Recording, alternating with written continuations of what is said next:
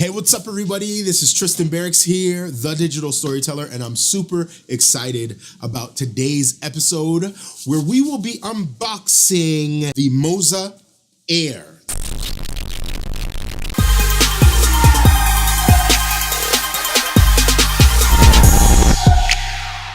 Hey Tristan, what's an unboxing video? I'm glad you asked that. An unboxing video is simply put a nerdy kind of video that basically records people opening up boxes and showing the contents inside there. That's pretty much it. In my case, I'm going to be showing you some of the new gear that I've gotten. So let's start now. All right, I don't have a box opener, so I'll just use a steak knife. Anyways, oh snap! I have my t-shirt. This is from the amazing people from Gudsen that create the MOZA, all the MOZA products that you see online. They create some really dope stabilization gear, and they sent me this t-shirt. It's pretty nice. Let's pull this bad boy out.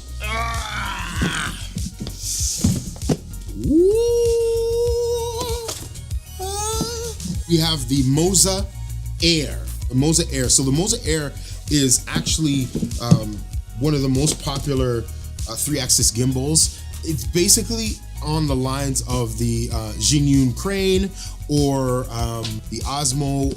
Maybe the Osmo is a little bit smaller, DJI Osmo, but the DJI Ronin M. It's kind of in that sort of ballpark range. The Ronin M can carry a little bit, that has a little bit larger payload, but essentially this bad boy right here allows you to carry like a 5D Mark IV or an A7S Mark II or Mark I or the A7R line, and you can get some super steady shots with this bad boy here. So it comes with this nice hard shell case, which is awesome.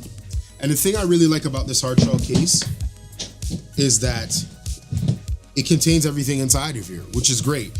My experience with the Gudsen crane, it was a great product, but you had to buy additional accessories to make certain features work. And when you did that, you couldn't necessarily fit it within the case. So that was kind of pointless, and I didn't really understand why they did that. With MOZA, which I love, is that they have this nice case. It's a little bit bigger because it is a bigger rig, a bigger piece of kit, but it's very sturdy, very rigid. I like it.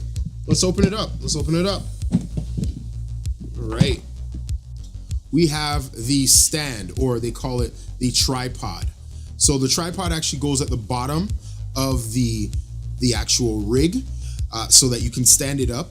One of the things that I absolutely hated about the Gudsen crane when I was using it and other gimbals was that it didn't come with a stand, which meant you had to do this sort of weird, awkward, could you hold this for me while I'm balancing and I'm not balancing correctly? So we have the MOZA Air here. And the thing I love about this particular product and that I'm seeing right away is the finish. The finish is really nice. I love the fact that it is not that heavy. Considering the payload is 5.5 pounds, the actual gimbal itself is not that heavy. And you'd actually be putting your batteries inside of the handle part, the bottom handle, and then you would screw it all together. Once you screw it together, then you would obviously put your camera on here and you balance it out. But all in all, as you can see, it's not super big. It's not super huge. I mean, it's pretty manageable. Next up is, oh, perfect. So you know what this is? So this is the handlebar, the main part of the handlebar. So essentially what happens here is you would take this and you clip it, and you can have extra stability. So this bar is locked onto the bottom part of the actual gimbal.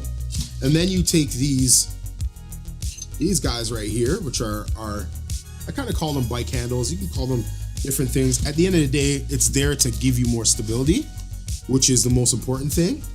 But essentially what would happen is, instead of holding the gimbal here, where you'll get a lot more Z sort of movement and shake, especially when you're walking, if you hold it out here and you lock your elbows in, right? So you're holding out here, you're locking your elbows. You have a lot more control. For a lot of other gimbals, it's around 130, 140, 150 bucks. We got our batteries here. Looky, looky, looky, looky. This is the thumb controller here. And this will allow you to control the different modes. And it allows you to tilt, pan, go left, go right, all that sort of stuff, without having to necessarily use the joystick on the gimbal. So if I'm holding the two handles, the two handles are like this, and then I'm gonna be working this around and controlling my gimbal movement with that. So this is super, super handy. So this is just the mount here. I'll go a little bit closer here, see if you can see it. And then this right here is if you're using longer lenses. So if you're using like a zoom or a telephoto lens, then this is kind of like a lens support.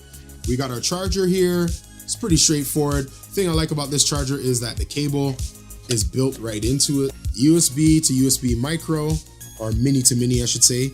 USB mini to USB micro, a USB mini to a Panasonic GH camera.